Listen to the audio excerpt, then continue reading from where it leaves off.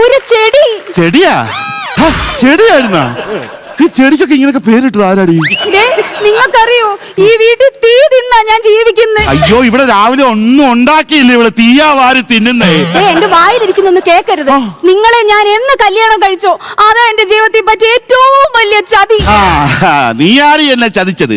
എടി, നിന്നെ പെണ്ണ് കാണാൻ നിന്റെ വീട്ടിൽ ഞാൻ വന്നപ്പോ എന്തുവാ പൊട്ടിയൊക്കെ വാരി അടിച്ച് മേക്കപ്പ് ഇട്ട് ഇവിടെ ഇറങ്ങി വന്ന് ഞാൻ വിചാരിച്ച് യഥാർത്ഥത്തിൽ നിന്റെ കോലം ഇതായിരിക്കുമെന്ന്. പിന്നീടല്ലേടി എനിക്ക് മനസ്സിലായത്. എന്തോന്ന്?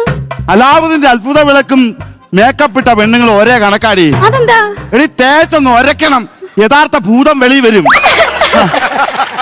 ഇപ്പൊ ഞാൻ നിങ്ങൾക്ക് ഭൂതം എന്റെ കുഞ്ഞിനെ ഓർത്ത് മാത്രമായി ഇപ്പോഴും ആത്മഹത്യ ചെയ്യാതെ ഞാൻ നിങ്ങളുടെ കൂടെ ജീവിക്കുന്നത് അറിയാമോ?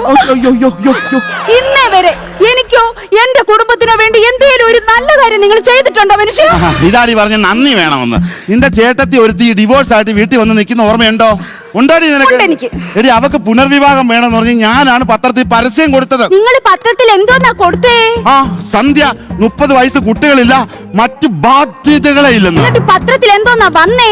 സന്ധ്യ 30 വയസ്സ് കുട്ടികളില്ല, ഒരു സാധ്യതയില്ലെന്ന്. ഒരു അക്ഷരം അങ്ങോട്ടോ ഇങ്ങോട്ടോ മാറിയോ എന്റെ മിസ്റ്റേക്കാണ്. ഒരു അക്ഷരം മാറിയതുകൊണ്ടാ ഇപ്പോഴും അവൾ ഈ വീട്ടിൽ കയറി നിൽക്കുന്ന അറിയാമോ?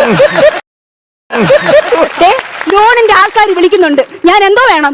നീ ഒരു 1-2 അങ്ങോട്ട് പുതിയത് എടുക്കാനല്ല, എടുത്ത ലോൺ തിരിച്ചടക്കാൻ അവര് വിളിച്ചത്.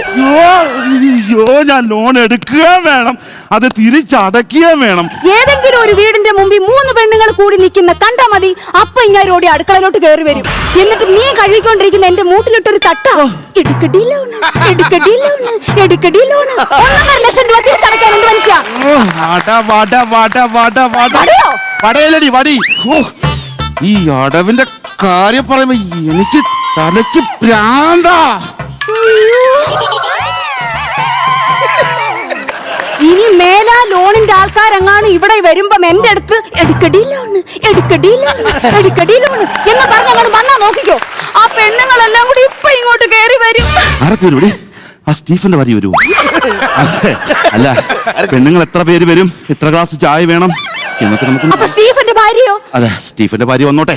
സ്റ്റീഫന്റെ ഭാര്യയോട് എനിക്ക് ചോദിക്കാനുണ്ട്. എന്തോന്ന്? സ്റ്റീഫന് സുഖമാണോ എന്നൊക്കെ ഒന്ന് ചോദിക്കണ്ടേ? അത് സ്റ്റീഫനോട് നേരിട്ട് അങ്ങ് ചോദിച്ചാ പോരെ? അവനോട് ഞാൻ മിണ്ടത്തില്ല. ഈ കഴിഞ്ഞ ദിവസം ഞാൻ സ്റ്റീഫനോട് ചോദിച്ചു, എന്റെ സ്റ്റീഫ, നീ നാട്ടിൽ ഇങ്ങനെ ജോലി ചെയ്താൽ ശരിയാവുമോ? വിദേശ രാജ്യങ്ങളിൽ പോയി ജോലി ചെയ്, ഒരു 5-6 വർഷം കഴിഞ്ഞ് തിരിച്ചു വന്നാ പോരെ? പിന്നെ ഇനി അഥവാ എന്തെങ്കിലും എമർജൻസി അത്യാവശ്യം വല്ലതും ഉണ്ടെങ്കിൽ. ഞാൻ സ്കൂളിൽ പഠിക്കുന്ന സമയത്ത് ഞാൻ പോകുമ്പോ പയ്യന്മാരെല്ലാം പറയുമല്ലോ, എന്തോന്ന്? ദേവത പോണേ, ദേവത പോണേന്ന്. ഓ, ദേവത പോണേ, ദേവത പോണേന്നല്ല, ദേ ബാധ പോണേ, ദേ ബാധ പോണേ എന്നായിരിക്കും അവര് പറഞ്ഞത്. അയ്യോ, നിങ്ങളുടെ ഈ സ്വഭാവം കൊണ്ട് തന്നെയാണ് നിങ്ങളെ ഭർത്താവ് നിങ്ങൾ ഉപേക്ഷിച്ചിട്ട് പോയത്. എന്റെ ഭർത്താവ് ഉപേക്ഷിച്ചു പോയത് നിങ്ങളുടെ സ്വഭാവം കൊണ്ട് തന്നെ. എന്റെ സ്വഭാവോ? എന്റെ സ്വഭാവത്തിന് എന്തൊരു കുഴപ്പം? എന്റെ സ്വഭാവത്തിന് എന്തൊരു കുഴപ്പം? ഈ നാട്ടുകാരൊക്കെ പറയുന്നുണ്ട് എന്റെ സ്വഭാവത്തിന് ഒരു കുഴപ്പമില്ല, അങ്ങനെ 24 മണിക്കൂർ വെള്ളത്തിൽ കിടന്നുകൊണ്ട് ആന്റി അയാളാക്കി എന്നെ കളഞ്ഞിട്ട് തന്നെ കുഴപ്പം. ഞാൻ സ്കൂളിൽ പഠിക്കുന്ന സമയത്ത്. അല്ല, നിങ്ങൾ തിരക്കാനൊന്നും ആരുമില്ലേ? പോലീസ് ഇടയ്ക്കിടയ്ക്ക് തിരക്കി വരുന്നുണ്ടോ? നിങ്ങളുടെ വീട്ടുകാരും തിരക്കത്തില്ലയോ? എനിക്ക് അച്ഛനും അമ്മയും ഇല്ല. എന്താണത്? തന്തേ തള്ളയില്ലാത്തൊരു ചെറുക്ക് നീ ഒരു ബീജം മാത്രമേ ഉള്ളൂ ചേട്ടാ. എനിക്ക് എന്താ ഇയാളെ കുറ്റം എന്തുവാ? കഷ്ടപ്പെട്ട ഒരു വീട് പണി, അതുകൊണ്ട് തന്നെ പോലീസ് പിടിച്ചത്. വീട് പണി ഞാൻ പോലീസൊക്കെ പിടിക്കുവോ? പിന്നെ ട്രെയിൻ പാളത്തിൽ കിടക്കുന്ന മെറ്റലെല്ലാം പറഞ്ഞുകൊണ്ട് വീട് പണിഞ്ഞ പോലീസ്. എന്റെ പൊന്നോ, എന്റെ ബെസ്റ്റിക്ക് എന്തെങ്കിലും സംഭവിച്ച അത് ഈ ബെസ്റ്റിക്ക് സഹിക്കൂല. എന്തൊരു കേറിങ്ങാടാ നീ.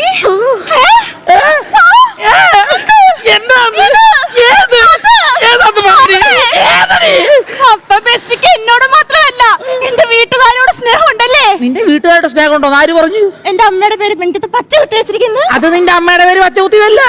കഴിഞ്ഞ ആഴ്ച നിന്റെ പുറകെ നടന്നും പറഞ്ഞുകൊണ്ട് നിന്റെ തന്ത നിന്റെ അമ്മയുടെ പേരെഴുതിയ മോതിരം വെച്ച് നെഞ്ചത്ത് ഇടിച്ചിട്ടുണ്ടോ? നിനക്കറിയോ എന്നെ ആരൊക്കെ ഇടിച്ചെന്ന്? നിന്റെ അച്ഛൻ, നിന്റെ അമ്മ, നിന്റെ ആങ്ങള. എന്തിന് വഴിയെ പോയി നാട്ടുകാർ ഇവരെ കാര്യം അവിടെ വാരി കൂട്ടി ഇടിച്ചറിയോട് നിനക്ക്?